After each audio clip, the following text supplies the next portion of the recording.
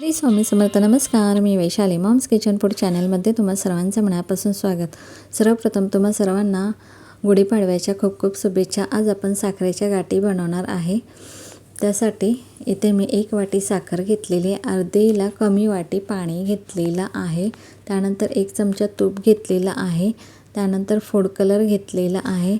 रंग तुम्ही तुमच्या आवडीनुसार कोणताही कलर घेऊ शकता. त्यानंतर इथे अप्पेपात्र घेतलेलं आहे. अप्पेपात्र नसेल तर या पद्धतीचं प्रसादाचं मोल्ड येतं, तेही तुम्ही घेऊ शकता.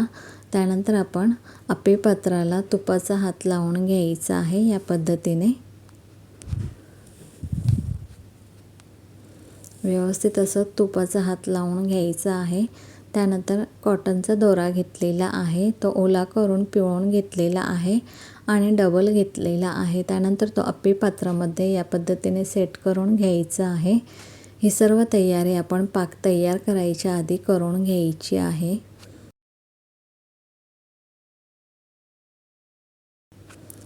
त्यानंतर आता आपण गॅसवर भांडं ठेवलेलं आहे, त्यामध्ये साखर घालायची, पुन्हा पाणी घालायचं आहे आणि गॅस मीडियम टू लो चालू करायचा आहे. व्यवस्थित चमच्याने एकत्रित करून घ्यायचं आहे.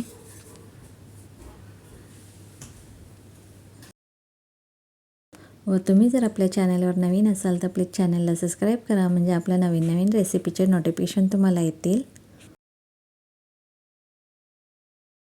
आता बघू शकता तुम्ही, आपल्या मिश्रणाला चांगली उकळी आलेली आहे.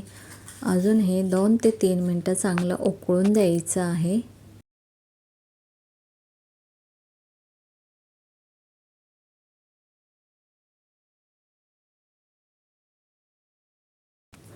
अगदी 10 मिनटात आपल्या ह्या गाठी बनवून तयार होतात. आता तुम्ही बघू शकता पाक आपला घट्ट झालेला आहे. आता आपण हा पाक गाठींसाठी व्यवस्थित तयार झाला आहे का नाही हे कसं ओळखायचं, तर आपण एका प्लेटमध्ये पाणी घ्यायचं आहे रूम टेम्परेचरवरचं. आता आपण गॅस मंद केलेला आहे आणि एका प्लेटमध्ये पाणी घेतलेलं आहे, त्यामध्ये हा पाक सोडायचा आहे, अगदी 2 ते 3 थेंब.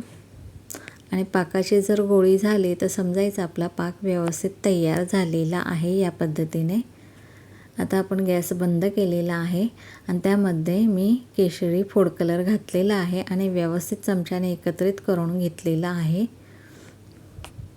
त्यानंतर आता आपण लगेचच हे अप्पेपात्रामध्ये मिश्रण भरून घ्यायचं आहे.